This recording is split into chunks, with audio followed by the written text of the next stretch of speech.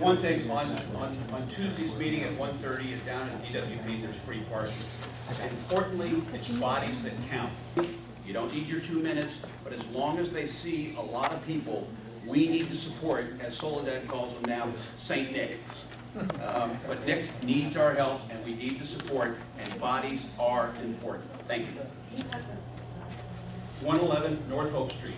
It's DWP's headquarters. 1:30 for Tuesday. Get the word out to any groups that you're in. This is a real test of our ability to get Now, if you go, a crowd out there that helps make a statement. There's a lot of issues beyond even the ratepayers advocate, the LAUSD discount and the subsidies is on the table. The whole use of the plans are to close Sepulveda Boulevard for ages for utility. I mean, that's not even been discussed about digging it all up.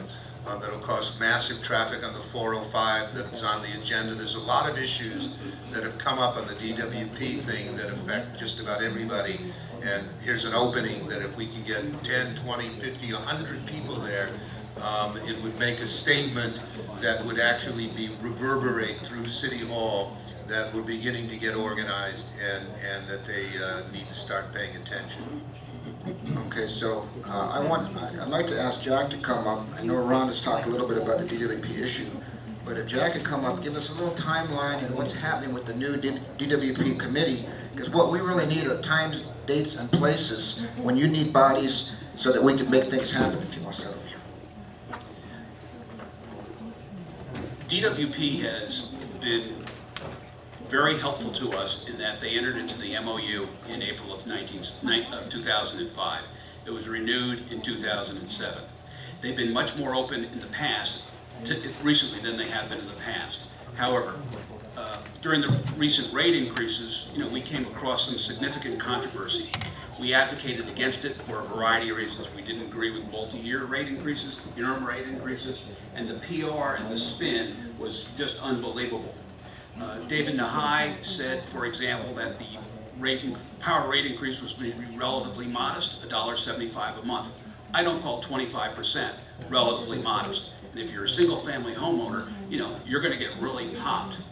He also made allegations that all the rate increases, all the money from the rate increases were going to go into the infrastructure.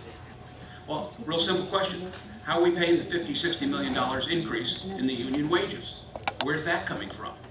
To say nothing that they misbudgeted and only put in 3.5% as opposed to 5.9. This ratepayers advocate is a big deal. It is precedent setting.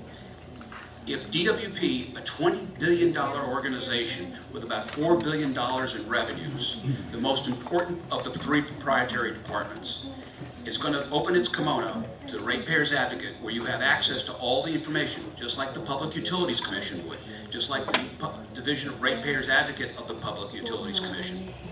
If we have access, we have knowledge, and therefore we're able to make a fairly decent argument about what the hell is going on.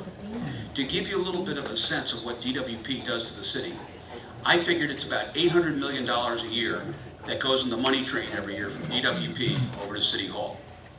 $250 million in change for the 10% utility tax. $200 and change for the 7% transfer tax, which, by the way, used to be 5% until Jimmy Hahn came along. You then have public benefits of about $50 million.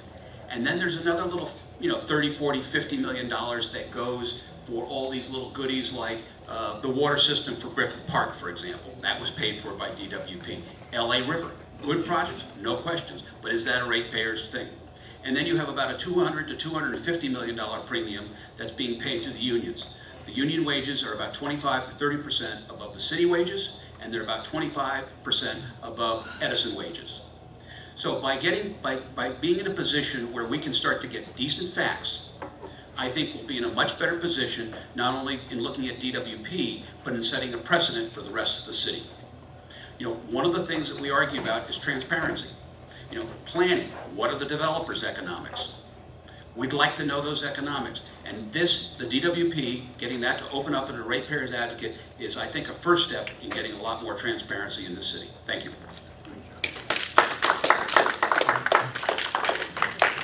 Is that all in writing somewhere, what you just said?